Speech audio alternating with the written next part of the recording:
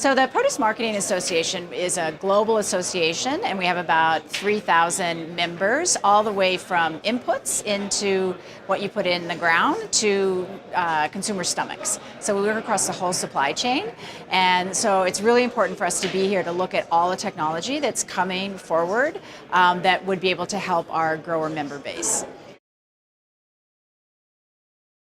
I think there's a lot going on in digital. That seems to be the hot space where everybody is looking. And so it's not just an app that does one thing, but really trying to understand how do we collect all the data that we need across multiple farms and then be able to get insights using machine learning from that data that makes better decisions. So that it's complicated to figure out how to get all that together, because recently it's been like a bunch of different companies doing one slice of it, but really looking at how do we get all that data and then how do we use it with machine learning to give insights.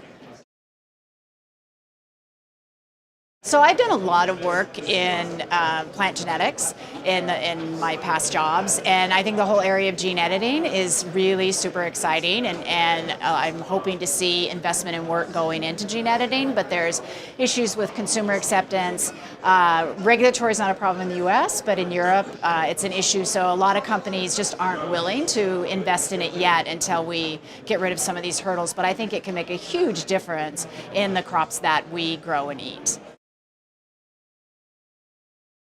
So there's a lot of technologies that are out there coming from different places, like digital and like biotech, and a lot of startups are working in these technologies and trying to bring these into the agricultural industry to have a huge impact to make more nutritious rich food that is better for the planet and makes farmers more money.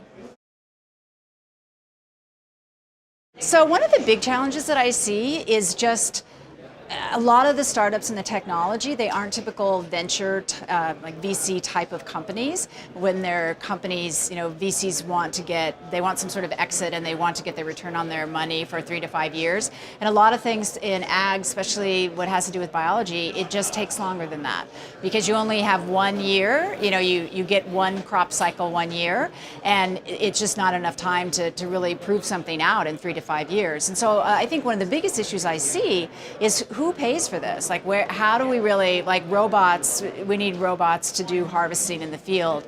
That's, billions of dollars need to be put into that. And a VC is not going to do that because they're not going to get the return. So I think there's a big question of how do we work together as an industry to solve things like the labor shortage, and what kind of technologies need to go into that and who pays for it.